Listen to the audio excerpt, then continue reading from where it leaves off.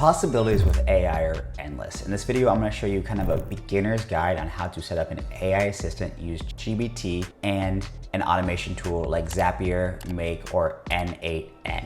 With these tools, we're going to use ChatGPT's assistant API to basically give you the brain behind what's going on in your workflows. Now, this sounds complicated, but I'm going to keep this really simple, and you're going to use no-code integrations with things like Zapier to actually be able to use this brain or ChatGPT to answer specific questions, but already trained on your knowledge base without using third-party tools. So the advantage of this is you can put things in there like style guides, instructions, have it save information to memory, and have entire chats through a workflow and have it problem solve for you and do whatever task you need it to do. Imagine if you were having a conversation back and forth with AI, asking it questions, having it enrich data, and then presenting a final product. Just like that conversation you have, you can automate in a workflow and basically build your own software very simply. So I'm going to show you the simple high-end version of this. And so if you go into platforms.openai.com/assistants, and you can just log into OpenAI and get to this as well. This is what you're going to look like. This is an assistant that I just set up for one of my workflows. And what it's doing is it's the brain behind all of the transactions. And I educated this brain or assistant on what I want it to do. And then I have it remember the chat and the information. So I'm giving it a whole bunch of information. So I'll high level show you where I'm using this workflow. This is a complicated workflow. We're not going to go through the whole thing. I just want to explain how I'm using it. So basically I have my team setting up and sending information about a company with their company website and their company name and lead name. And I'm using other tools like Appify and SERPDev to enrich that, which is a different video. And from there, I have this series of basically the brain. So this is all an assistant. And this is the only part we're talking about now, is that assistant who already knows things about my company, Otter PR, the #1 PR firm in the country, and can answer questions. And in this case, we're building a proposal based on our knowledge base. And so I'll show you first how to make that assistant. So let's close out of this. And in that assistant, what we're doing is we're giving instructions. So we're telling it who it is. We're giving it a name. We're giving it a persona, which really, really matters because the way you write these instructions and tweak them is critical to the success of the brain. The more information you give it, in a sense, the better, as long as it's not too much and it overwhelms it. But usually you can go really big data. So in here, first off, you're just giving it a name so you know what it is, but also all of these things are telling the brain, the AI assistant, what they're doing, what their job is, who they are, what their identity is, and it all matters because you're educating it. Imagine, literally treat this as if you're training an employee. What documents, what training material, what education would you give this employee to be good at their job? Now, the advantage is you can assume that this employee is of a very high intelligent level. So think gifted, genius level, and then you get to give them the most information and they're gonna follow that information to a T. So that's a huge advantage. So it only becomes down to, are your instructions good enough for this to produce good enough results? So in here we have system instructions. Basically in this, I'm training this brain to be basically a marketing assistant. They're a sales and marketing expert. I'm telling them what type of language, how I want to do value proposition over features, all of these things that I want this to do. And I've done research on, who would I hire? So if you almost think about creating a job rec, who would I hire to do this job? What expertise do they want? And then exactly what would that look like? And I just tell this instruction, you're this expert at this, you know how to do this, you've been trained on this. This is what it should look like, with an example. So that's the instructions here. I'll make it bigger. I don't mind if you guys kind of use this. I'm going to scroll through it. If you subscribe down below, you'll get copies of all the tools I'm using, as well as get access to a beta coming soon, a course on how to do these things. And we also build workflows for you guys. So here's kind of the instructions. It's long. I do draft it. I use AI back and forth. I have conversations to build these. So super long and intentional. But that's really the instructions. Then the model. So this is where you're gonna pick how smart this is and how expensive you want it to be. These models are consistently changing, so I'm not gonna tell you which one's the best. At the time of creating this video, GPT-4 Turbo is one of the more powerful ones, especially for copywriting. It is, however, a little bit more expensive. So it depends on how accurate you want it to be, how quick it needs to be, and then what that cost you're willing to spend on it is, especially if it's something that's being done all the time. So if you have thousands of leads coming in and you're using GPT-4 Turbo, it might be a little bit expensive, whereas you could use a tool like Mini and it would be a little bit more cost effective and still give you pretty good results. And then these are token sizes. So there's a whole bunch of stuff in here. This doesn't really matter. If you have low volume and just want to get something done correctly, at the moment, Turbo is probably your best bet. So the next thing is Code Inspector. I just left this on. We're not going to need it for our use case, but that's where you can input files and do different things.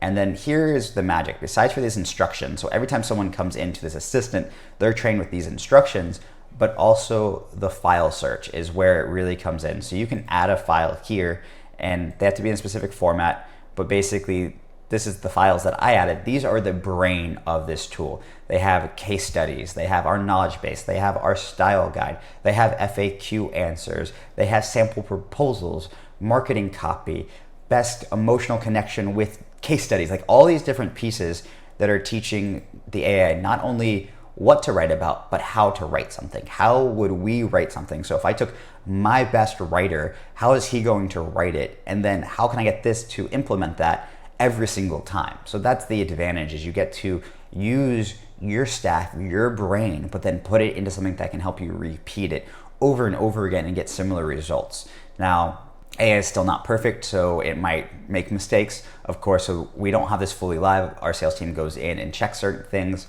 but it's getting really, really close. And these results are, to honestly, for me, not being the best writer, if I'm taking someone from my team who is a much better writer and then using their brain to educate this, it's gonna be better than what I can personally do. So that's the next piece, is you're putting in the files. That might be the most time consuming if you don't have a knowledge base already, is grabbing those files, creating those files, updating them. I had to make some custom ones specifically for this AI, and then I added it to our overarching knowledge base. So we have a company AI, and so that's getting smarter and smarter as well. That's kind of what that looks like. Code Inspector I have turned on. Again, we don't really need it. You can build in custom functions in here. I'm not using custom functions right now. I don't need them for this purpose. And my goal is to keep this pretty simple for you guys. And then response text is perfectly fine for what we're doing. JSON is more of really controlling how that comes out, and it's almost like a basic code system that you can use in other workflows. So a lot of developers use that, and a lot of people that are doing more technical or detailed work and want specific, very specific outputs. And then you have temperature and topic. So basically both of these control how creative and how independent it's thinking. So we want to, with this, play with that. So if it becomes very robotic, it's probably too low of a temperature. It's kind of being repetitive. It's telling it doesn't sound human. And then if it's becoming too creative and it's going off the walls, it's probably temperature is too high. So that's where you want to play with it. A lot of times I have conversation with ChatGPT or different AI models and I say, hey, what would be the best temperature for this use case? And it'll give me a range, and that gives me an idea of where I want to be. And with all of these, I'm asking different tools, what are the best tools? And it's a great learning technology as you're setting things up. So that's how I continuously do that. So this is pretty much done. And in here you can go create a new agent. Again, it's gonna look exactly the same. It's just gonna be the plain version of this with nothing filled out. So we don't need to do that. I'm gonna go ahead and delete this. And then in here, you'll see the playground. That's where you get to go mess around, test, play with your prompt, experiment. Glad I didn't delete my agent. So that's where you get to go mess around, play with it, test, upload images, try different tools, see how it interacts. This is kind of like that developer space. But again, the nice thing about all these tools and why language models are doing so well is because it's text input. So I don't have to code each piece of this. I might have to do some small nuances if I'm trying to do something fancy to make it more of like an agent versus an assistant. Agents are more where it's taking real life actions outside of this communication style. But that's what we're gonna use Zapier for in this example. And so that's how that's set up. Now I'm gonna show you how I would set it up in Zapier, especially so that it contains memory. Memory was a key piece of what I'm doing in this example because I had a lot of data I wanted to give it, and then each step was making a decision based on the last step, which is how I would develop these proposals in the first place if I was using AI, as I would basically mimic my actions is the goal here, is I would take all the company information that we enriched earlier and put that into the first one. And then I take the lead information, put it in there. And then I would take, custom information and put it in there. Anything else that I could find. We also use the call transcription. So we're gonna put that into the AI chat. And then from there, we can start asking it questions. So that's literally what we do here is I'm adding enrichment details. I'm not gonna show you the first one because it doesn't matter. I'll show you the next one because that's where they're all pretty much the same. I can just clone these now and they'll give me everything. So I'm inputting lead information. I'm making sure it knows who the name is, the client, the website, any information, time frame, outcomes that are important, solutions, pain points, custom terms. Sales transcript is the most important one here because it's the entire call transcript. And we're using, right now I'm pulling that from MeetGeek, which is a tool that we're using, not sponsored, just that's the tool I use. I'm also testing out tldv.io. One of the reasons why I'm testing that one out versus MeetGeek is the API seems to be a little bit better. Haven't really determined that yet. But either way, both the transcripts are pretty good. So use whatever you need. I'm sure you probably have your own tool. Loom has one now. There's 100 tools there where you can do this. And then, so right here, I'm giving it the message. So this is just kind of what information am I educating it on? And then in here, it's way more powerful than just having a chat. It's giving us abilities to modify this. I'm telling this who this person is. So in each one of these workflows, it's gonna say marketing proposal writer, assistant name, otter sales. So even though these are short, it's still telling the AI assistant or brain who they are. It's educating them on who they are each time. And then instructions. So each one of these has slightly different instructions. In here, I'm telling it what I want it to do. In this case, I just wanted to absorb the information and kind of capture it before I go into anything. The model I want to use, and then here is the magic, and that's the memory key. So conversation ID is just the memory key. In this, we're using our CRM, which is Go High Level. That one I do have an affiliate link. I think it's the best. If you subscribe down below, you'll have links to all my free tools and also my discounts. But anyways, that's the memory key. And that memory key tells it what conversation it's having and where it is in the journey. So I'm just using the client ID. That way, anytime if we come back and do this again, it'll still remember that person, which is really cool, even if we do it months later. And then simply what I want that response to look like. Then I go ahead and run that prompt and I'll go to the next step. So what I've done is I've basically through these top two, I've enriched all the data and then I can start asking it things. And that's where the magic comes in is I'll show you the next step. And that's really all you guys need to know is in this one, I'm doing the same thing. I'm giving it instructions, but here I'm asking it to create an executive summary.